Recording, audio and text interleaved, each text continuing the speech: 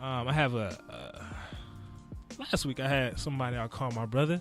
This week I have somebody I call my brother. Somebody that's been knowing him for years, like a long time. And what's the best way to describe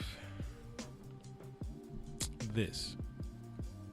He's someone that we met through a mutual acquaintance, right? And we've connected off top, right? Because when you have friends of friends, sometimes that other friend may not connect, right? Your homeboy may introduce you to somebody else, and that may not work.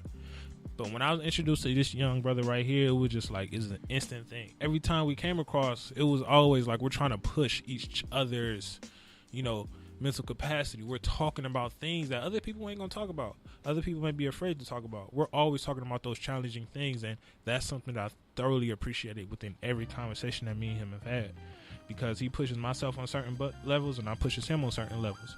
We both want to see each other grow. We both want to see each other grow within our fields as much as possible. But at the same time, if you full of shit, we gonna say like, yo, you full of shit. If you're full of shit, we're gonna say you're full of shit. So my main man, Akela, we call him Akela for short, but Akela, what's up, man? Yo, Willis, man, it is a pleasure to be here, bro. I appreciate you so much, man. It's a pleasure, man. I'm excited, man. Man, you got this like melodic type of tone. Man, that's Willis, man. Nice to meet you, man. I really do appreciate it. Well, you used to being loud all the time, but I'm trying to keep the volume down. I don't know how the octaves is going on the other side, man. But they good, man. They can hear you. So what's going on, man? How you feeling? Man, I'm actually feeling really, really good. Today, man, it's the end of the break. Kids got to get ready for school tomorrow. That Thanksgiving break is over. Fuck. So yeah, right, bro. So you already know. Oh, no, I'm not saying fuck to that. I'm saying it's the end of the month. We got rent, too. Oh, what's today? First of the month. Yeah, man. So I'm actually really good, man. Church service this morning was good. My pastor, shout out to my pastor, Elton J. Penn, East 105th Street Christian Church. Man, he brought a wonderful word today. And that's it, man. I was just high off the word. Left, did a couple errands, took a brief nap, got my kids, and I think my dad was coming to the house to take them to the park. So okay. I'm feeling really good right now. All right, man. And Akela, you're a minister, right? Yes. What caused you to get into that? How long you got to do it? Oh man, that's a story in itself. Well, I'll just give you some background. My mom got into the Christian faith. I think I was already like a rebellious teenager at the time. Yeah. And so I'm not one of those young preachers who grew up in church. You would know. We grew up in the same neighborhood. We have some of the same issues. Our mutual friend is like a godbrother to me. Our families is connected. And so I didn't have that instant church thing. You know what I'm saying? I live street life. Yeah. Shout out to my mom. She's always been a wonderful, powerful woman. And she's always kept me in different programs. But I still went outside, And so I got saved. I think I was about 15, 14. That's when you got baptized, right? Yeah, saved and baptized 15 to 14. Yep. And then started dance ministry, miming and stuff like that. I was traveling. And I had a up and down life, man. I didn't have the typical young preacher motto. Like, my dad's not a preacher. I don't have any uncles who are preachers. I'm not in the apostolic ministry. I don't have all this lineage to be set up to have a nice church. My culture is not. You get what I'm saying? Like, my cousins and my uncles, they from the projects. You get what I'm saying? And my mom's an only child who grew up over there in the Anthony's Park area. So I don't have what most people assume that I have, But and I thank God for my dual citizenship to let me know that I'm still relatable to the streets. I'm still able to reach out to somebody who doesn't have to have the shirt and tie on, but going through. And I'm going with you too. I'm a preacher. I'm a preacher of the gospel, man.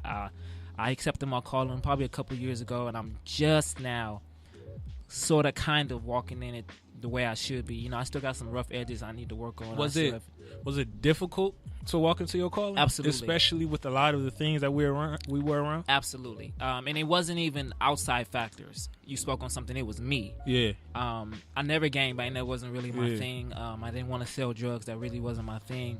But I had my first kid right out of high school.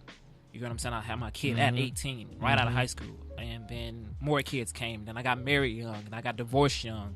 And so I moved fast. Yeah. And so I've always dealt with this. I'm not worthy to have this mantle of this calling to be a preacher, because what I saw, not saying that they didn't go through anything, but nobody was there really representing the marginalized people. And there's this essence of perfection. Yes, absolutely. There's this essence of perfection. That's one of the biggest. That's one of, that's what makes it hard a lot of times to really listen to certain preachers, because it's like, dude, I understand what you're telling me right now is a great message, but what you're doing is, and what you're not doing is acknowledging your previous fuck ups, and that's what makes you a human. And I think sometimes it depends on how the message is going. Do you do that in the pulpit or not? But I think for guys like you and a lot of guys I know, real recognizes real. For real. And even in the Bible, it says, we know things of the Spirit, and the Spirit recognizes the Spirit. And so I guess from us, our standpoint, like, we know you fake, man. We know you full of, like you said, full of stuff. You get what I'm saying? And so that disconnect from the street to the church is often happening at a rapid rate. You get what I'm saying? And now it's a church on it. It's as many churches on every corner like there is liquor stores, but the liquor stores are still open. You get what I'm saying? There is as many churches on Fig. You can just go down Fig, but the prostitution is still there. And I'm not saying that the church is supposed to take over everything, but we got a church after church after church after church, but a liquor store after liquor store after liquor store after liquor store, and then a prostitute. You get what I'm saying? And so, what are we really doing? Yeah, and that brings up the discussion of, what responsibility does the church have within the community? Because me myself, I don't personally believe that there should be, one church on every corner. Absolutely. I believe within every pocket of community there should be one church. Everybody should go into that church, and with that church should, divvy up the funds amongst the community. So that way, because what it looks like when it's every church from every corner, it's a competition. No, more people coming to my house and less people going to your house. I'm going to steal your people. You're going to steal mine. Willis, you in the house. So. Yeah, I'm going to have to invite you to church one of the next preacher seminars. But you see, like the history of the black church. Yeah. Back in the civil rights era, that's how it was in the South. See, we live in L.A., so everybody's trying to be somebody in L.A. Yeah. But out there in the South and then on the East Coast, one church is taking care of all of the city of Compton, for example. This is a 10-mile city, so everybody goes to this church. That's why their churches are usually large and big, right? And back then, the black church was the predominantly black church in that era was the catalyst for, like you said, community. Yeah. Everybody came to the church to learn how to read. Everybody came to the church to feed their kids. Everybody came to the church to do what Jesus said, to take care of the widows and the orphans and things like that. But now I think we've missed a lot of the different things. Not necessarily living in LA, not necessarily social media, but everybody wants to be somebody. Everybody wants to have their own thing, and now we're missing out. Like I know a lot of young cats who are doing preacher. I know a lot of pastors, but like, if you don't know how many single moms is in your church, that's a problem. What gangs are like? What gangs are around? Do you talk to the gang members? You get what I'm saying? Your church is on Hoover Fed. Like, does anybody know who you are outside of our services that we have, outside of the clapping or the revivals? And I'm not saying churches are not doing. I know a lot of churches who are reaching to the community, but the mass majority is, I think we're doing more harm than good. And I feel like if you're not part of the solution, you're a part of the problem. For real.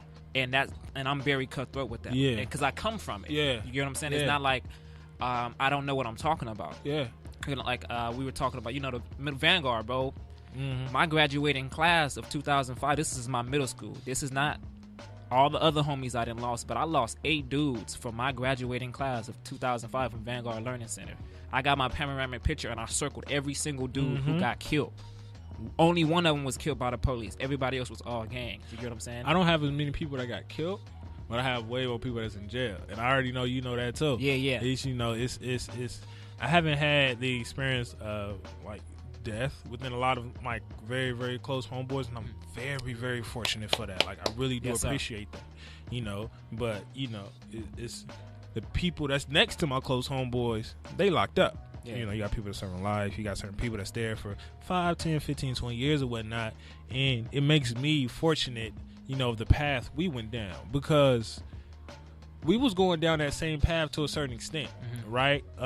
You spoke about how you wasn't gangbanging and things like that. I'd never really gangbanged or anything like that. I wasn't really too heavy right there. But, when it comes to actually being in the middle of it and being there, we could have got caught by a stray bullet real quick. We could have, because there's a lot of times, even though I've never got put on the certain hood, and we know how LA work. Just because you're in that neighborhood, you're automatically affiliated. Yeah. So it's like I have to be a blood by choice. Yeah, I was just. I don't have no Crips in my family. I'm not even gonna say by choice, by default. By default. Yeah, I don't have no Crips in my family not either. Not a soul. So not one, right? And even I remember the one time one family member actually tried to go be a Crip. It was just like, hold up, motherfucker. This ain't this ain't what we do here. But, like I was saying, I'm very, very fortunate, that myself, yourself, and a lot of my very, very close homeboys are. And I don't really know, within a circle, I don't really know if we have a person that's doing really negative shit. I can think about it. I mean, we've all had our challenges. We've all definitely had our challenges. That's there regardless. But I think it's a lot of stand-up men within the people that I'm around. Yeah. Especially when it comes to fatherhood. That's true. Especially when it comes to fatherhood, I don't know too many deadbeat dads. Not if you're gonna be our homie, you're not gonna be a deadbeat dad. We not having. Now we understand things happen. We understand miscommunication. We understand the resentment that the other party might have. We understand the drama, But as long as I know that you trying to do your thing, so we, like I said, I don't know really if you a deadbeat, you a deadbeat by choice. We gotta talk, homie. Yeah, we gotta talk. So, man, going into this conversation, right? And the topic, or the title or whatever it is, pray it away, right? Mental health within the church, right?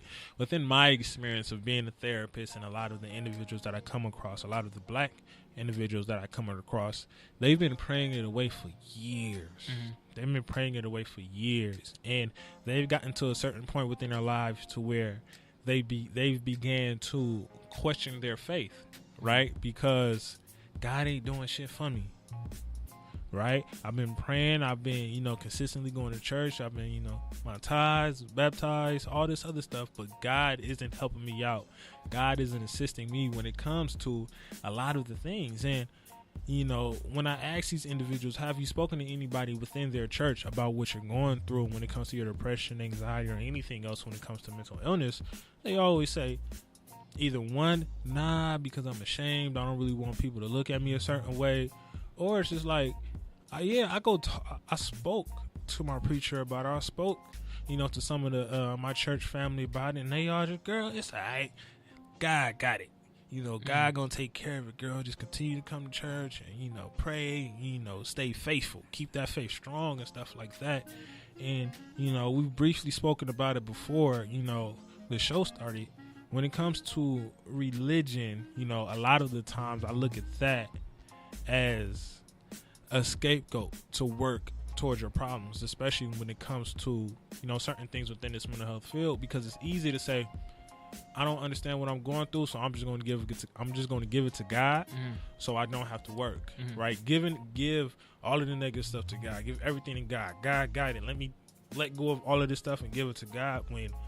When people do that, what I've noticed is that's also a way for them to be able to not acknowledge or deal with their problems. One of the things that's very important when it comes to mental health, and getting back on a positive mental health standpoint, is acknowledging and understanding that, like, yo, you are feeling like trash. You do got some negative stuff going on. A lot of the individuals who I've noticed who gone, that route, is kind of like, let me not worry about this because God got it. Well, a few factors in what you said. So when we look at mental health, before we even get to the church or religion, let's just talk about mental health in the black community. Go ahead. And we have been ostracized because of it. I know it's a big debate about, black women not being able to express themselves, and if they're too loud, they're obnoxious and things like that. Yeah. But also black men, if I cry, I'm weak. If I show weakness, if I'm sensitive, I'm a punk, or I'm gay, or things like that. And I think that negative connotation has seeped into us based on culture standards, based on wanting to always have to be strong. Now, if we look at our ancestors, we look at our not even our ancestors, we can just go back to our great grandmothers. You know what I'm we ain't got to go that far. We ain't even got to go to slavery. Now, that's a whole nother conversation, but they had to be strong.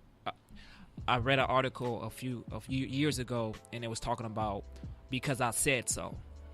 And black mamas ain't no explanation. Yeah. What I tell you to do is what you're gonna. That's what it is. I think that's across the board. But a grandmother explained that back in the day when the Klan or racist people used to come to the house to try to destroy or whatever the case may be, when I say get up and let's go, you asking why. We don't have time for you to ask why, because now that time you asking why and questioning me and things like that, they didn't do the bomb in the house. They didn't. You get what I'm saying? And good point. It's so many different factors when it comes to questioning and mental health and how much that hit on us on our brains. And me personally, I just got into understanding what this mental health thing looks like. I'm not diagnosed with anything. I thank God that I wasn't that bad, but the church. Some churches are doing it. Some churches are getting better. I know a lot of churches who are developing counseling centers and having therapy. I went to counseling. Okay. At Faithful Central, they have championship counseling, and I didn't expect me to ever be there because I didn't know. I went in like I just need to know what's going on. Yeah. I'm not schizophrenic. I don't have any diagnosis. I didn't have to take any pills, but I just knew something was up. And I commend you for that, right? Mm-hmm. For the fact that something is wrong. So let me go get this checked out. Yeah. Because if something is wrong with my ankle, okay, let me go get that checked out. If something is wrong with my chest and whatever, let me go get this checked out. It's harder for individuals to say, hey, something is actually wrong with me or the spiritual or mental level. But because we can't identify it, it's easy to be like, nah, I'm good. But I think even in the church, if we look at it biblically, the same way Jesus healed people's physical, he can possibly heal the mental. Now, Rick Warren, he's a known pastor. He has like the 5th largest church in the United States. His son was battling depression for years, and nobody knew. Yeah. And he said that he told his son that we're going to pray that God heals you, or we're going to pray that he allows somebody to develop the medicine to cure you. Okay. But that does not mean you're going to stop getting help. So I think what it is that we demonize looking for help because back in the civil rights thing, everything was demonic. If you schizophrenic, you're demonic, or everything was you crazy, or we gotta pray it out, or real Pentecostal church, you gotta purge it out your spirit, or whatever the case may be. But that was all based out of ignorance. And so now we're getting to a point of true health, and if we can, I believe God can heal somebody's mind. I totally believe that. But I also understand if He has not healed your mind, you need to go get help. Do I agree with all the medicines that they take? Absolutely not. That's another conversation. Yeah. But I do understand that at least going to get help. I know for me personally, when I went and got counseling from a white guy too, and that's another thing. We so black that we feel like that we can't get help. Yeah. We don't never. I mean, I'm not saying that there's no racial systematic racism in our health and things like that. That's another topic. But I didn't go into my mental health situation worried about my therapist's name was Mike, because Mike's white. He's not going to understand where I'm coming from. I'm not here for you to understand where I'm coming from. I need you to help me get through it. And my number one issue, I'll just be transparent. The last year, I just felt overwhelmed. I lost 4 friends. I lost a grandmother and 2 uncles. Everything was just back to back to back to back to back. I'm a father of 5 children. A lot of people don't know I was going through a custody battle for almost a year and a half, going on 2.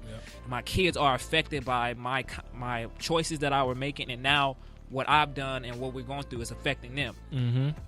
Just to be completely honest, my 7-year-old son is seeing a therapist right now. That's good. Because I noticed that he wasn't learning his emotion. He was just really emotional. He was going through it. I didn't have to take him to the church. I didn't have to do it. I was like, no, Kyle, we're going to figure it out now. Because my number one issue, I'm 27, these 27 years of living, I never processed anything, Willis. I always tucked it. I don't know if I tucked it because of culture. I don't know if I tucked it because of what I went through. I don't know if I tucked it because somebody told me to tuck it. But I never processed anything. It's a combination of everything. Everything. Because we're not taught to process it. We're not taught to let it go. We're taught to just, tuck it in. Yeah. Because be strong. Yeah. Be strong. Because it's like what you say, when you're speaking about the historical context of a lot of things.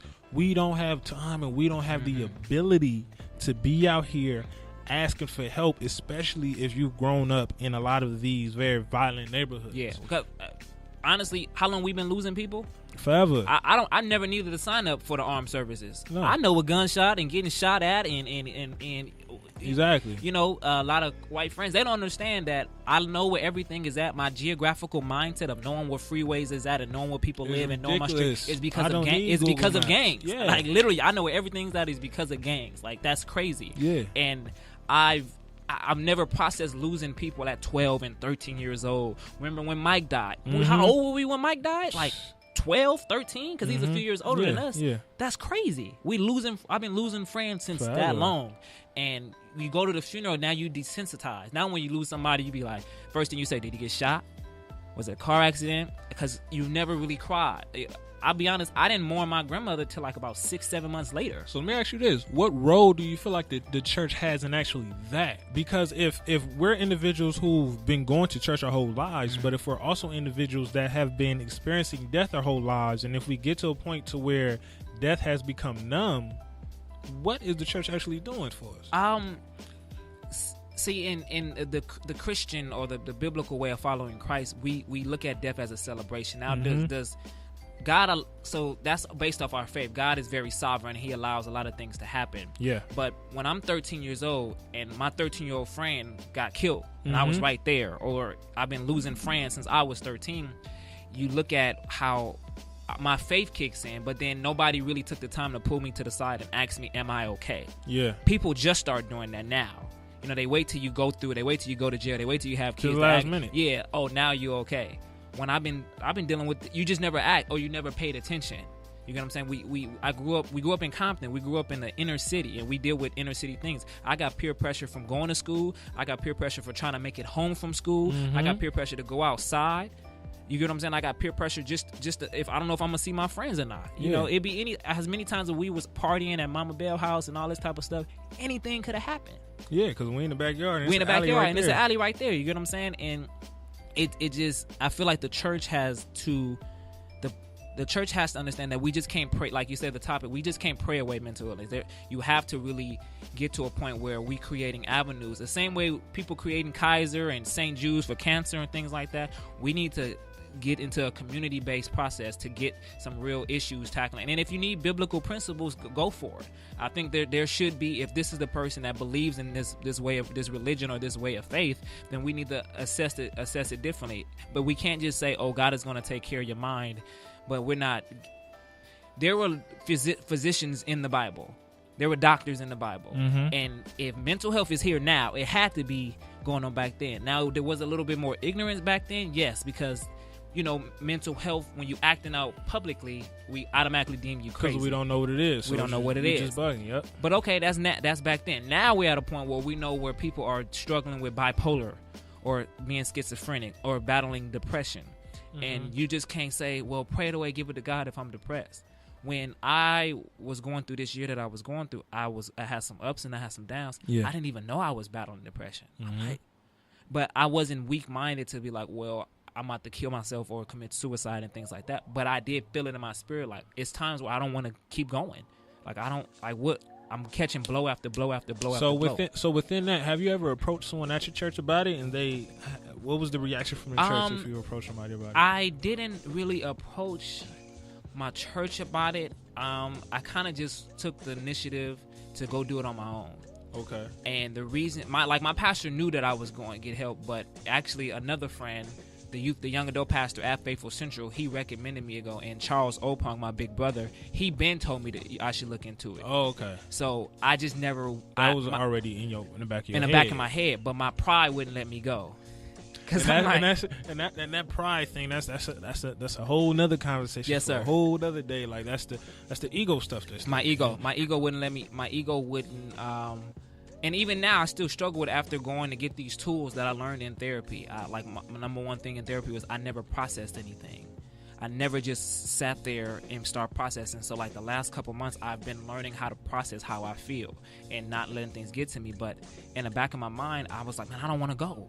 And it had nothing to do with church. It had nothing to do with not believing. I believed that I was going to get help. So at what part in this, I want to make sure I frame this question right. At what part when it comes to, mental health and church, at what part is it the church's fault? To where, us as a community, we're either afraid or prideful or just not secure in the church. I don't want to necessarily just blame the church. I believe certain individuals, because if that's the case, if we just blame the church, we need to blame our school systems. We need to blame our teachers, our counselors, our therapists, especially being black. Little black boys acting out. Every kid don't have ADHD. Every kid ain't ADD. You know what I'm saying? Yeah, especially when my dad's not in the house. My mom is working a couple jobs. Outside is raising me. Yeah. And I'm barely eating at home. My only meal is what I get at school. So I don't want to just blame the church, but I do believe that the history of the black church in our community should be not taken lightly. Like when King died and the Panthers came out, bro, they was like, we feeding our kids in the morning. We're going to take care of our children. And so now I want to see that if my people are sowing their seed into this building, into the man of God, or to wherever's going on in the church, we should use up some more of those resources to really, really give back in our community, and not just feed people on Thanksgiving, but really take the time. Like I know my church, we built another level of another floor and had more classrooms added, and now we're working hand in hand with DPSS to get agents and create our centers for parents to meet with their children and to create connections when they're going through a custody, or so they can see them, or we have trained people coming. And so that's the type of stuff we need. Yeah. You know, like I remember a couple weeks ago, it was some miscommunication and a parent couldn't see her kid at the church because the church was shut down. And bro, my heart was just like the little brother had not seen the other little brother, and like my mind was just like, oh my God, I don't know, like, do we tell him no? Like I was giving them food, like, here, take everything, you know what I'm saying? And they end up meeting at the park. But I was like, man, I thank God that like my church has a place where we're really doing it and not just building funds just to be building funds, just getting money for it. And that's my biggest problem when it comes to church. You sound like Worm. Worm said that. He said, man, I ain't coming to church until you pastor. I'm not. Like, for real, that's my biggest problem, because we're not. It's clear that a lot of churches are, and it's frank, that a lot of churches are like, we're not helping you unless you're coming to service or unless our doors are open. Once they're open, then it's that's me. Like, that's a lot of churches are really just nonchalant and really backing off, you know, and I feel like it's very, very fucked up, because a lot of churches are very upfront about it, right? They're going to say like, oh, I got your back or whatever, but there's a disclaimer to me having your back. You know, you got to come to this church, and that's something that I hate, and that's something that like it's the reason why it's hard for me to even go to church. It's the reason why, it's part of the reason why it's hard for me even like to be a Christian or anything. Like, I believe in God, but when it comes to a secular type of religion, I can't do that, because it's like, when I have a problem, do I have faith that my church is going to have my back? I don't. I have more faith in the fact that if I tell my church certain things, they'll spread it. Deacon Roberts is going to tell Deacon Jones, and you know, it's going to go all up and through the pulpit. And see, that's why I think conversation needs to be had, because we often have conferences and have meeting and luncheons with other preachers and other pastors and other people who are in the church. I will want to create, and maybe this is what I need to do next year, I will want to create a space where we have people who don't go to church, who don't come on Sundays, but share your views on why I'm not coming, and not be attacked or ostracized for that. You would hate that. I can't. That's what we need, Will, because look at what you said. You said, okay, you put the money over here. All right, y'all giving money. We got to deal with the money issue. But that's with anything. Like, bro, I need to see what you're gonna do. At the end of the day, we got bills. Yeah, we got bills. But you said something so important. You're afraid to be vulnerable, because now your business is spread all through the congregation, and that's why you're not coming. Like, and the thing is, I don't need you to come for that reason. I want you to come. So what we doing right now, do not forsake the assemblies of the brethren, so you can see, like, man, I'm still here and you still here. That's why we come to worship. That's the reason why we come. But now, if this place is not a safe haven for you, then why? Like, what are we doing, or what culture do we have, or what historical background that's been going on for you to even feel that way? Because I don't care about you not giving your money. For real. But if you can't trust me as your pastor or as a minister to know to speak to you in confidence, and now your business is spread, that's something even and totally different. Because what if you're like, Pastor, I've been feeling depressed and I've been praying, like, you know, give me the spiel, like, I don't know what to do. But that also says a lot about the church. Like, we're not going to pick up these negative things if we don't see the negative stuff. Absolutely. So if I don't have faith in, like, Pastor, you be preaching a good word or whatever, if I don't have faith in if I don't have faith in the fact that if I tell you something, you're going to keep it to yourself, it's because I know there's rumors and stuff being spread around here, and you lead the way when it comes to a lot of these rumors. And we have to also understand that the pastor, anybody, is still man. And so your faith, for example, you trust me, right? Yeah. Like, like if you was to tell me something, you automatically trust me, no matter what, because I'm your boy. We've developed a relationship. Yeah. But the spirit in you, that feeling that you feeling is like, I can trust Akela with this, and I know my business is not going to get out. That's what we call faith, and that's what we call the spirit. And so, like you said, you believe in God. You have some issues with the church, and you have some issues with the structure, but you believe in God. So at that point, that belief is automatically coming out of you to come to me, so we can relate. And what we have to do is we have to move the building out of the way and create a relationship. The building is just a building, but if we can't do this, Willis, then we just got an empty space. Yeah. And I think we need, like I said, man, I really think we need to have a real conversation, and nobody gets mad or get attitude or get egotistical and want to defend themselves for something. Because this is not just in a black church. This happens everywhere. Well, this happens in white church, Asian church, everywhere, everywhere. But but I think in the black community, because it's so powerful, so prevalent, and it's so visual, I think that we have a duty. Because the church is what kept the civil rights movement for this long. Yeah, you get what I'm saying? Like, it's not. I was watching Widows the other day, and the politician needed the church. He was gonna pay the pastor to tell the church publicly in the pulpit to vote for this candidate. So it's still power in us, because you get what I'm saying. The church hosts building funds, and we deal with politicians and get things signed off and get grants, and like you said, get therapists here. So it's still power in the numbers, but are we doing more harm than we are doing good? Because what I don't see the church is doing, I don't see the church pushing work. Like, and what I mean by that is, I don't see the church pushing the fact that you have a lot of power within yourself. So you need to get out here and go do the work. It's always like, yo, God got it. God got my back. Let go of a lot of things that you have. A lot of that stress and a lot of those problems. Just give all glory and all faith and all strength to God. I believe that to a certain extent, because there has to get to a certain point to understand, like, yeah, there's a God out there, but there's also a God within yourself. And being the fact that there is a God within yourself, you have to understand that you have that strength to go push and go do things. So with the things that your church is doing, man, hats off, and I really do commend it. When it comes to pushing the counseling, when it comes to building that extra level so we can be able to assist those people. Because that letting people know is like, yes, God is there, but you also have these other little things that you can do on your way to take care of it.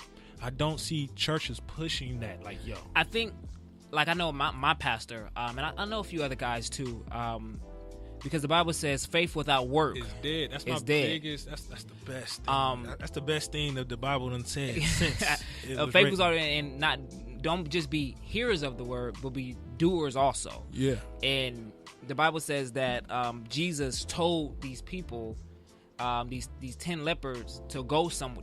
He gave them an instruction, and they were supposed to do it. And while they were doing it, they were getting healed. Yeah. And it might not happen in all churches, and I think, like we said, it's so many churches. It's so many. Like, oh my God! Like, and then you get to the church, you in there, and it's like, pray, holler, scream. But I didn't leave with any like, what can I do to get better? And I know a lot of pastors that are doing, like, I'm not shading that, but I do think that should be number one, because now, okay, you saved. I'm going to heaven. Okay, praise God. But we stop it and that's the issue. It's like you get baptized and you saved, and we're just like, you good. Yeah, that can't be. No. Yeah. Because everybody wants to be deep. Like you said, why so many churches? Everybody wants to be Paul. I don't know if you heard of Apostle Paul. Everybody wants to be Paul. Everybody wants to start churches and plant churches and things like that. Paul didn't have no wife. Paul didn't have no kids. He didn't have that. And so if you're like me, for example, I want to do ministry full time. If God allows me to do it full time, I want to do it full time.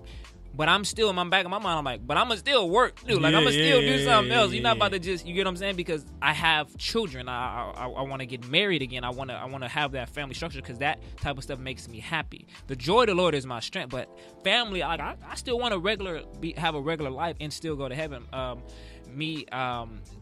was just talking about prosperity recently. Prosperity preaching. You do this, you're going to get $1 million. You do this, you do that, you're going to get $1 million.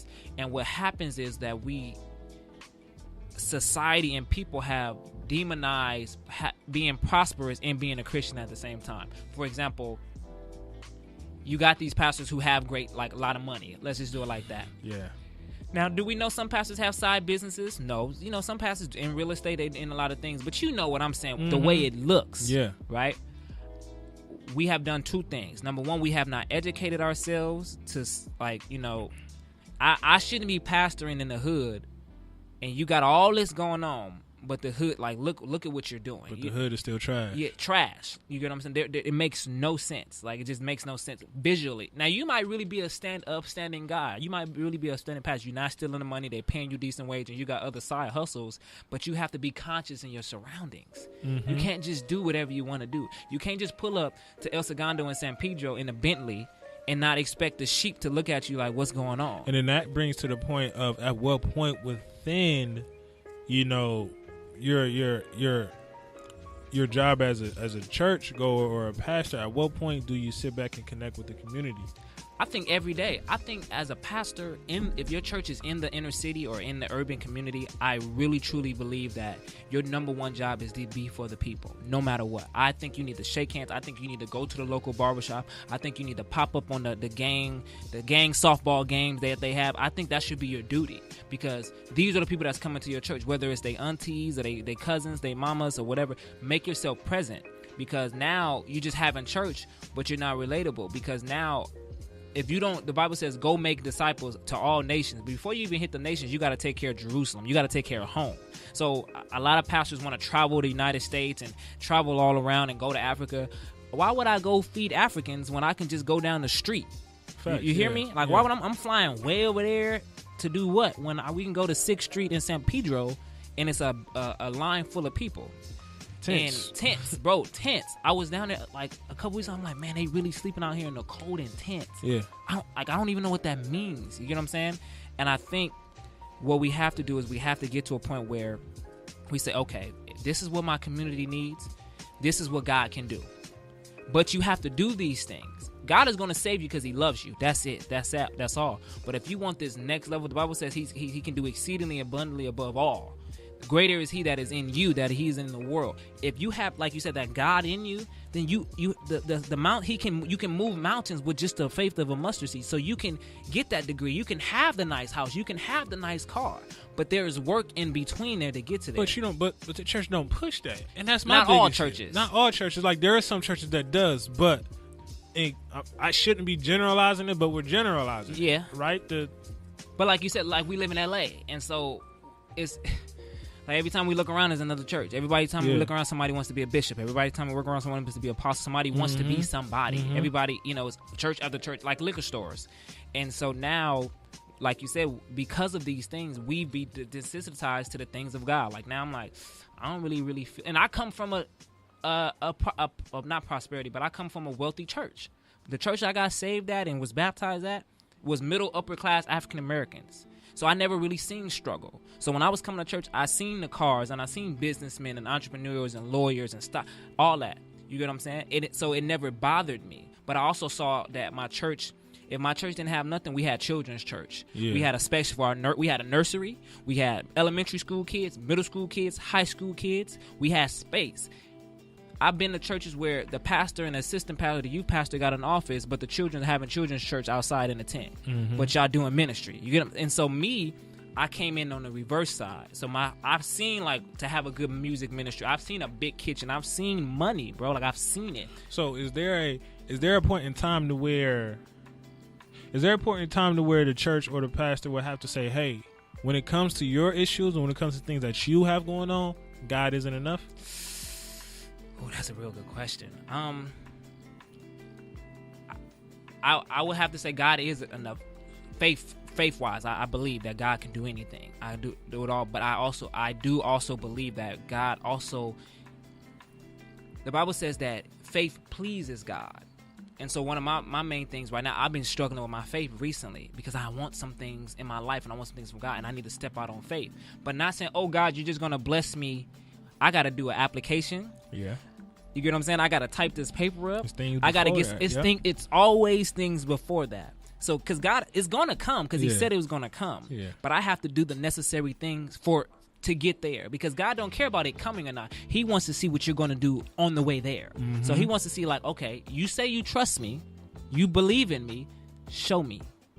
Mm-hmm. You get what I'm saying? Yeah. Because like you said, your favorite verse, faith without work is dead. So you can pray and believe all the time. You can't pray for the job, but then don't go out on any interviews. Mm-hmm. You can't pray for the job, but then don't turn in no applications. Mm-hmm. You can't pray for the job and don't even wake up and say, look like you want the job. Yeah. How you gonna show up to the job? You get what I'm saying? It's like there's you have to do steps. And we're putting a lot of this on the church's back.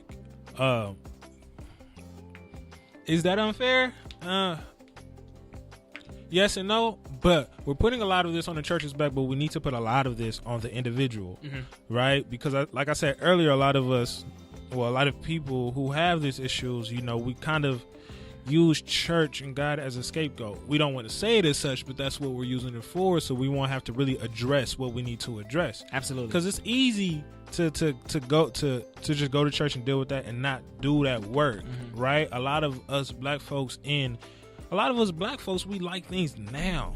We want stuff right now, especially within this generation. But why?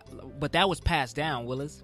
I know. Yeah. Because everything could be possibly taken away from it. Like, exactly, bro, even now to this day, I have an issue with having money in the bank. Like, I just keep my cash, because you never know. I don't put stuff in. Yeah. I put stuff in the bank when I need to pay for something, But outside of that, I do cash because I just never know. So how do we get out of that then?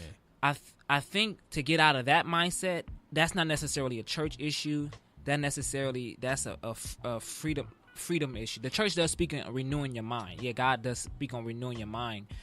But that type of issue, that's not deeper than the church. That's more so in the individual. And what are we teaching our individuals about getting debt free? But I'm going to say that should be something where the church and that person meets, because we're church going individuals. But if we go to the church and the church can't really meet us where our needs to be met at in certain aspects, you shouldn't go to church to get a financial class or whatever. But that church should say, if you have $5 in the bank, don't give me no tithes today. Well, no, I know specifically, like, my pastor has literally said on the pulpit, do not give your tithes to the church if that's your rent money. Yeah. Like, literally has said that, and will keep saying that. And so now, but look where he comes from. He comes from struggle. They get caught up on his car. They get caught up in his career, his clothes that he wear. But I literally know his life personally. And he's still struggling personally, but I know what he's been through. Like, I foster care, mom on drugs, being homeless. He was telling me a story with his oldest daughter, and I almost cried because I never knew. Yeah. When he was 17 years old, holding, and he had to wrap her up because of the butt. Like, bro, it came to tears. So he's been there. And so, like you said, if the church creates a conversation for somebody like Willis, if you came to my church and say, Pastor or Akela, man, what can I do to get into some like financial literacy courses? And there are a lot of churches doing that, but not enough. Yeah. Not enough to tackle those type of issues. Like, why am I afraid to bank? Do I know about the stock markets? Do I know about fixing my credit? And not even necessarily just, pay this person $80 a month to help you fix your credit. But do you know how to do it? Do you know how the odds and ends? You get what I'm saying? And so we have to keep creating spaces for that. That's why I said the church needs to get back to the root of being the catalyst for the community. I'm talking about for medicine, for school, for food, for education. Back in the day, most people couldn't even read. The pastor could read. The pastor used to have to read the newspaper to tell the church, the congregation, or what's going on. Yeah. You know what I'm saying? People didn't know how to read back in the 40s and 50s. But the pastor, he was the smart one. He knew everything, and that's where a lot of that ego was amplified on the trickle on down. And now you think you miss the big stuff. You think you know everybody. But our generation, millennials, we the most educated. Yeah. We question, and we got the internet. For real. And so you just can't tell me. Like, I know a lot of my friends who stopped going to church because of like the black struggle now. Like, now a lot of churches don't want to speak on police brutality, systematic racism. Why do you think there's that? I think not all, but I think some, they don't really tackle the issues because they want to stay neutral. They have the mindset of, that ain't the way of a Christian, that ain't the way of God. But if we look at Jesus' life, he messed up the system. You get him? Like a brown man with coarse hair messed up the system. Challenged the whole Roman government by doing the right thing, by standing up for the Samaritan woman when he wasn't supposed to. You get what I'm saying? He created conflict, and I don't know if it might be because of money, it might be because of politics. I know a couple weeks, about a month ago, those pastors met with Trump. And the whole United States was tripping out. But I wasn't even mad that they met with Trump. I was mad because nobody said anything. I don't care if they said that they told him don't say anything, don't raise your hand. Look, I'm raising my hand. If the Secret Service gonna pull me out, if I get King was in jail. King used to go to jail. Do you know King been to jail more times than Dr. Martin Luther King Jr. has been to jail more times than anybody else in this room for what he believed in. Like, I'm talking about writing letters in jail because he understood the sacrifice. But we want to compromise because we want to, like you say, pray it away. We want to stay safe. We want to stay safe. We want to stay safe, and that's a huge reason why there's a lot of individuals within this start leaving the church. Exactly. Because we not how you want to stay safe, but we don't feel safe. What is when we was 12 or 15 years old? Remember everybody used to wear hats? What's the first thing we do when we get pulled over? Whoop! Take our hat off. Straighten up, turn your music down. Exactly. I've been people say, you getting out trying to puff up to the police, bro. I've been afraid of the police since I was a kid. I already knew what to do at 12 and 13. Like, and that's deeper than church. That's way trauma. Deeper than church. But the church needs to speak on that. Yes. Because the church has officers and police officers in there. Like, I know Pastor Rayford Owens in Compton. He's a deputy sheriff. And so now I believe he always comes in a consistent battle because he works for the sheriffs, but he pastors one of the largest churches in Compton. And you know the sheriffs. You know what I'm saying? Yeah, so it's they ruthless. They ruthless. They ruthless. But they also a little bit more lenient too. We already know when the sheriffs pull you over, they only want two things. You got drugs or a gun. That's it. Or you bang. If you ain't in none of that, you good. You get to LAPD, you get to the small little precincts, bro. Something's gonna happen. They reaching. You know what I'm saying? So I do think the church needs to get back to the standpoint because that's what we were here for. That's what we were created for. We were created to take care of our community. Yeah, we're gonna save. Yeah, you're going to heaven. But Jesus said. He said when he taught us how to pray, he said, on earth as it is in heaven. So I want the same things. We need it down here. Now, I'm not saying it's going to be perfect like heaven, but if you represent me, you should not be living in poverty in your heart or in your mind. And that's what you said in the prosperity. Why can't we, or why is it that it's always give me your money, or then also on the flip side, why do we look at pastors and preachers and they can't have nice things? If the lawyer can have a nice car, if the doctor can have a nice car, if the principal can have a nice car, why can't he have a nice car? But because we represent tax-free money, let's talk. Because we represent people giving instead of somebody having to go work. A sermon is what, 30 minutes to an hour, and you could possibly make a couple $1,000s a week, $2,000-$3,000 a week. Easy. So it's an easy thing. So one of the biggest things, because obviously we need to start to get into what can the church do from this point forward, and I think a lot of it goes into what your church is actually doing. Just being completely honest and building those other things to help the people know, like, yes, you go seek God, but there are things along the way that you need to do. But also when it comes to a lot of churches, the biggest thing that we need to challenge them to do, be very blunt and honest to our church. Like, hey, you need to start holding these sorts of programs. Absolutely. For this. You need to start doing this for that. Because I don't know, some churches, they may not even know that they can do certain things. Some churches do. A lot of churches may operate out of fear. Like, I want to stay here because it's safe.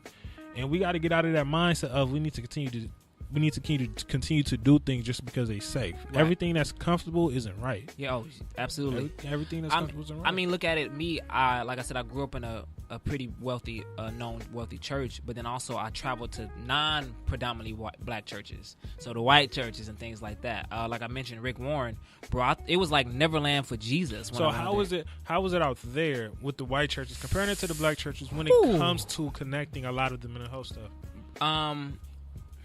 Like we said earlier, because mental health is demonized over on our side of the freeway, is less spoken out. But over there, that's what because they don't understand gangs. You get what I'm saying? They don't understand. I'm not saying all, but they don't understand. Like, for example, I'm scared that I'm gonna lose you getting shot when they just dealing with their parents' divorce. You get what I'm saying? Or they're dealing with eating issues, eating disorders, and things like that. And so we be looking like, man, y'all tripping. I'm dealing with real life issues, but it's big over there. They have a whole floor.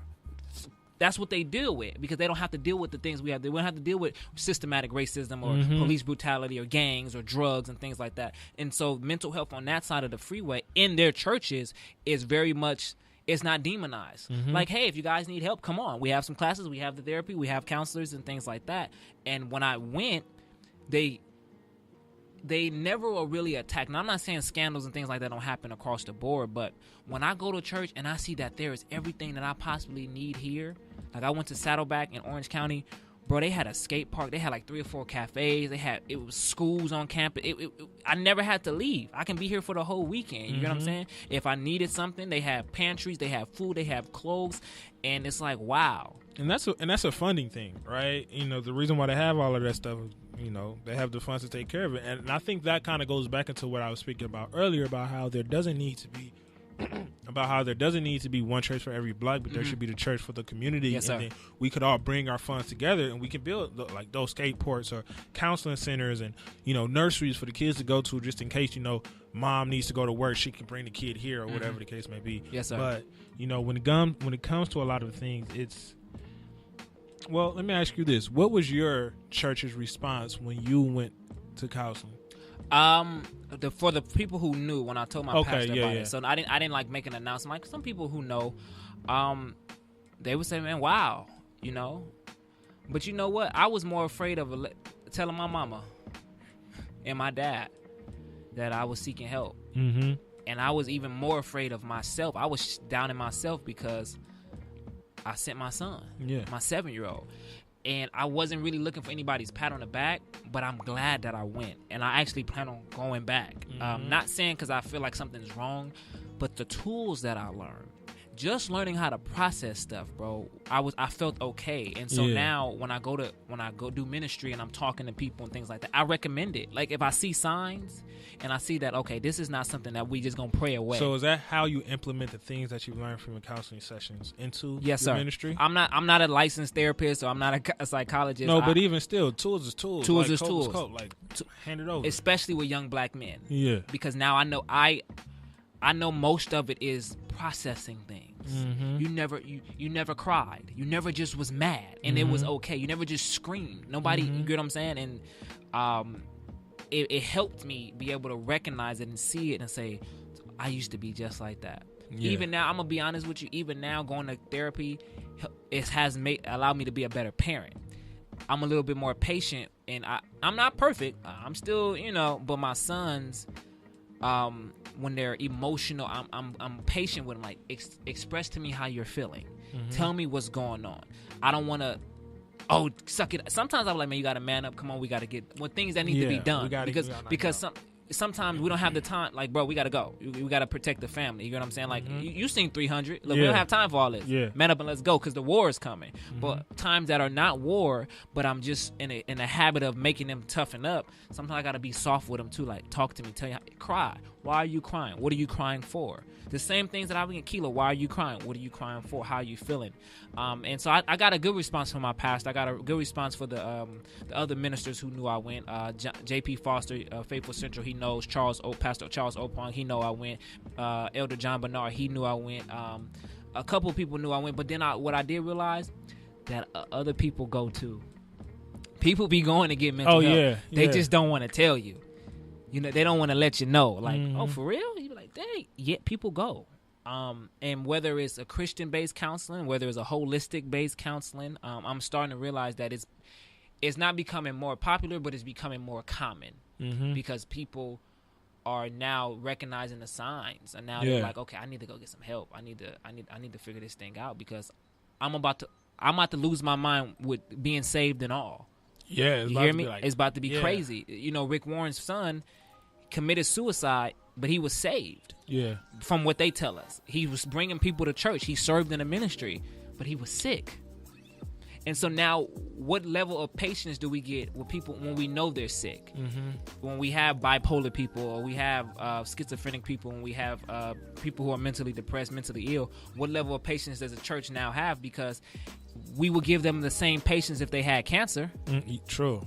Let's talk. Yeah. You hear me? We'll give them a lot of patience when they battling pneumonia. We'll go see them in the hospital. We'll pray. We'll come. God is going to heal you. But the moment somebody act out and we actually know they sick, we don't give them the same patience, because guess what? We can't see the effects. Yeah. We know when somebody in chemo and radiation. But what if they get that same radiation, but it's just on their brain? You know what I'm saying? So now what do we do as the church ministers? What do we do as representatives of the community to be a little bit more patient? It's education, because with education is going to become that patience. Okay. Right? With education is going to become that patience. A lot of the reason why it's easy for us to throw, a lot of individuals to seek medical help when it comes to a lot of physical things is because, like you said, we can see it. Mm-hmm. We know what that is. But when it comes to things that has to deal with, the brain and mentally, a lot of people, what they do is they equate spirituality with your mental well-being. Amen. And where do those two fall in line? I would say they're damn near even, right? Because I don't really think you're spiritually going to be good if you're not mentally good, right? But can your spirituality assist with you with your mental well-being? Yes. And can your mental well-being assist with your spirituality? Yes. But are those two connected? Yes. But the church, what I see, tends to divide the two, or say, oh no, mental well-being is all spirituality. It's God, God, God, God, God. No, it's everything else. God is included in that. God is everything. God is surrounded by it all, and I think it's important that we understand God is surrounded by it all, including your mental well-being. I agree with you, based on a simple fact that biblically there's a lot of instructions on your choices that you make, and what do you think and how you think. You know what I'm saying? There's power in life or death in the power of your tongue. Yep. And how you think, my dad used to always tell me, think positive thoughts. That's not just a world. That's even in the Bible, man. That's something, because you gotta think positive that God is gonna take care of things and not be Debbie down. But like you said, they go, because you can get, man. Look, I can get saved today, Willis, at my church. You hear me? Yeah. But I still haven't made the right decisions to live like I am.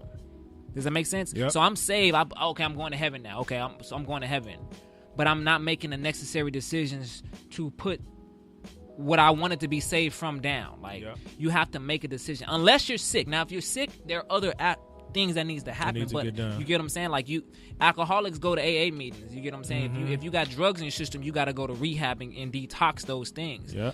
I'm starting to realize all that type of stuff was a sickness. For example, like the movie Tyler Perry had with Taraji, Acrimony. Yeah, I think that's what it's called. And outside of the gender roles and all that other stuff, I said at the end of the day, she was sick before she even met him. Yep. We wait till the last minute. Because a lot of the times we don't know that we're sick. Yes, sir. We just think it's just, this is just life. It's just life. It's just what it is. And I tell my patients all the time, you're not just here because of one thing. You're here because of a collection of things that went on over a period of time. So a lot of times we don't really know that we're sick. Yeah. So it takes us, I didn't know I was depressed. I didn't even know. I'm like, what's going? Like, I'm going by my life and I'm looking at all the different things that have happened, and I'm realizing how I was feeling, where my mind was, on the days when nobody is around. But also, we don't even want to label it as that, because even just me even me still right now, I still struggle with even saying like, yo, I may be depressed in certain things, or I may need to go seek a therapist, because there is vulnerability with saying that I am depressed. There is vulnerability with saying that I need to go see a therapist. And then, us as men, it's very, very hard to get to that point. But I always tell people, when you're being vulnerable, that's when you're at your strongest moments, because why the hell do you need to be weak type of thing? Yeah. We still struggle with PTSD right now. Like, right now. That's why we, a lot of the excuses and the systematic racism when these non-African Americans do monstrous things in the community, we look at it like, what? You know how the media play it, like, oh, he was suffer. Like, bro, I done been through worse than that. And if we talking about he suffered from PTSD. What? That is normal. That's my life. That is my life. Like, please, if this is what we doing, then I should have been lost my mind. You know what I'm saying? I'm talking about at an early age. They talking about recent stuff. Like, bro, it's because it's fitting. It's fitting. Yes, sir. Yes, sir. Because it's fitting. Man. Shit, we spoke about a lot, man. Let me go ahead into this comments real quick. Gerald, man, what's going on, man? That's Jay Horn? Nah, Gerald. He's a homeboy, from school. Okay. One of my closest homeboys from school back in Atlanta, man. Thank you, man, Gerald, for tuning in. He was like cocky and confident, two different. I think he was speaking about how confident I am. Okay. Oh, can I give a shout out real quick? Go ahead. First, if anybody wants to follow me, my Instagram is PreachKeela2G. My Facebook is Akela Wroten Jr.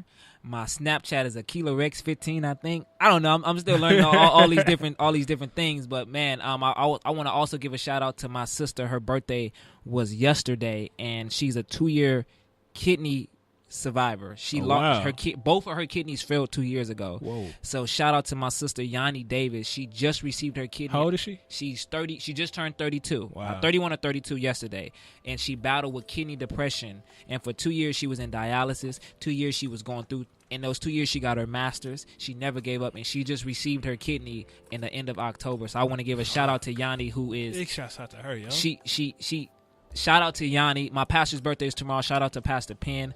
All my kids, everybody, kids, I love them. Jaden, Jeremiah, Kyrie, Kyra, and Namar. I got kids, y'all. Please pray for me. Shout out to them. And to anybody that's listening, man. I thank you guys for the support. And shout out to you, Will, man. Thank you. Bro, what you doing right here?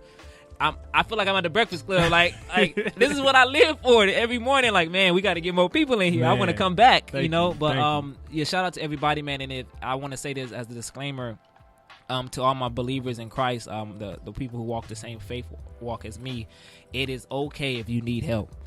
Oh yeah, you can't shout it out, you can't pray it out. It is okay, and I'm saying that, and I'm not a licensed therapist or anything like that, but it is okay to get some help, man. That's all I wanted to say. Young voices making choices. Speak, Minister Akela is sharing your testimony. Sharing your testimony will save someone else. You're touching.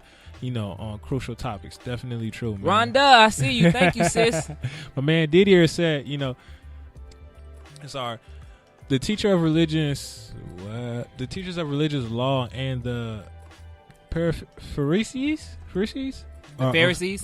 are official interpreters of the law of Moses 3. So I think you just said a whole little passage. Oh, Matthew 23, 2 and 4. Okay, that's what he was going through. Matthew 23. Calvin, what about the fact that so much is available to our communities, yet we as black folks, don't take advantage of them? Now that is a good. That's so. What about the fact that there's so many available to our community, but we as black folks don't, take advantage of them? That's a very deep and a very ego. We said it earlier. Yeah, I was just going to say that's a very impregnated question. And the answer to it is a lot, but to dial it down is ego. Because a lot of the times we know, and I tell my patients all the time, like, what you need help for. Sir. You know what you do. You know what you need to do to go get the help.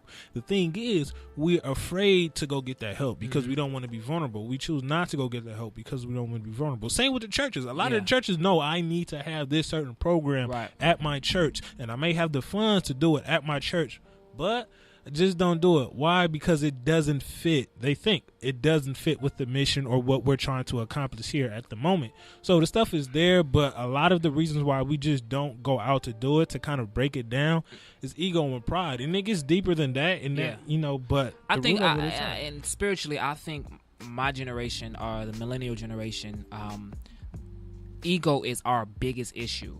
Everybody wants to have these selfish moments. Like, everybody wants to just do their own thing. It's I, me. I'm living my best life, but I feel like you're not really living if you're not helping nobody. You get what I'm saying? Like, I can't. If I'm lying my best life. You hear me? Like, if I hit the lotto tomorrow, I don't even know what I'm gonna do with all. I'm gonna spend some of it, but I'm like, well, then how am I help my boys out? Like, I'm trying to invest, and everybody wants to be in competition.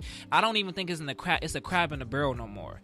We can move that analogy out. Let's just say we don't care about each other no more. We miss that, and so now we have this ego to where I don't need them. When back in the day, you got whooped from the uncle to the auntie house. If we all lived on the same block, you got a whooping all the way home. Now we can't even let our kids go certain places because people feel like they can't trust. And I'm not saying things don't happen. Things do happen, but that culture of family, and now I don't even blame it on racism no more. I blame it on you need to reevaluate and check yourself. A lot of things starts with self. Yes, sir. Facts. My dad, shout out to my dad, Akela Wroten Jr. He has been telling me these things. He's always say, Akela, you look in the mirror. Akela, you take care of Akela, because I can't take care of my 5 children. I can't take care of a woman. I can't take care of these things until I take care of myself. Exactly. I have to look in the mirror. It's this my favorite commercial, and I'm gonna use it in a sermon one day. I don't know. You remember when AI? He was sitting on the sitting on the doctor's bench, and he had the earphones in. He was getting ready for the game, and then all his injuries just started popping up, and then it was like a spider web of injuries.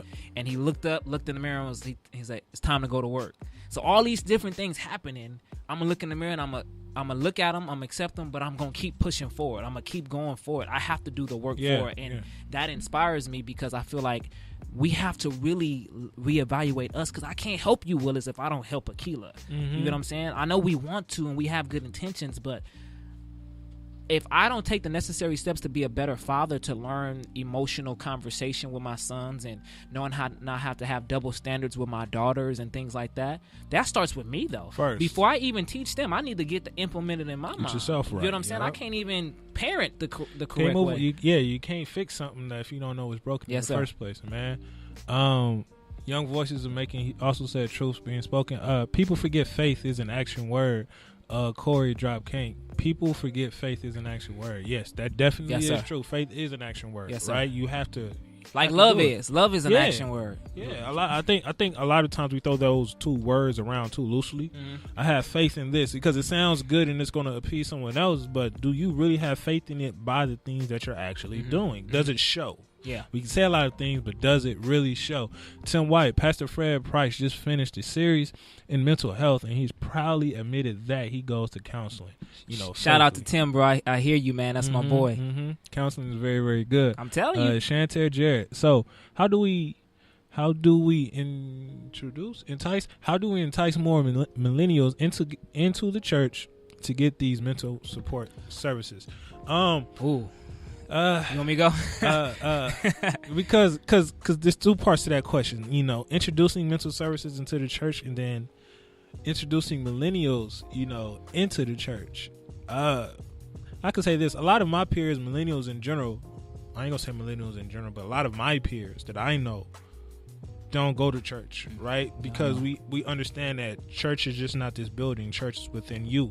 So you can go to church wherever the hell you want to go to. So it's more so about assisting the millennials in understanding, yes, the church is very, very important because of the historical context the church has within the black community. Yeah. That's the first thing. And then now when we're implementing these mental health services, it takes you as a person to understand. That you do need to seek mental health yourself. It was a woman who asked that question. Yes, Chantel Jarrett. Okay. My personal belief is that, like I said, if the church gets back to community before we just trying to push Jesus down your throat, let them see the God inside of you. My job is not to here to convert you. My job is to help you. You gonna want to do that on your own, but that's a faith thing. That's a spirit thing. All we got to do is, like you said, create the conversation and create the avenue. Like, don't invite them to come get counseling, and we be at their doors like the Jehovah's Witness. Boom, boom, boom, come to church. Da, da, da, da, da. No, thank you for coming. Don't force it upon me. Whatever the church can do. Like, I know when I pass out food, and I'm like, hey, come by. We here at 10 a.m. But if not, here you go. You get what I'm saying? I'm not trying to like push down, but with millennials, we have to be very strategic because we are the most educated. We got the internet. And like you get what I'm saying? We're not about to just come because you waving something in our hands, but I think we need to create a conversation and say, what are we dealing with? Yeah. Now, are we really creating avenues to teach our young people not to get in debt in college? You hear me? Like, now, what's something that's going to attract their mind? Are we being a statement for like whatever political issues going to put, because millennials are paying attention to that. You can say what you want to say about us, how we was raised. Sometimes we get angry, sometimes we riot, but you guys need us for your church to still at the end of the day.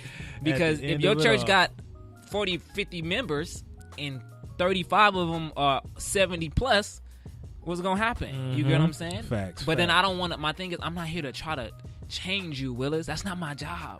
Like, I was in here listening and you being you. Most preachers probably would have been like, you cussing too much. And I'm like, hey, be being Willis. That's just who I am. That's just who you are. Now, of course, when you come to the house of the Lord, I'm like, hold on, Willis. Hold on, bro. Hold on. But I'm in your domain. Yeah. And so now I feel like I'm being more of a light than anything, because now I could be at a service right now screaming and hollering and doing all of the same routine of things.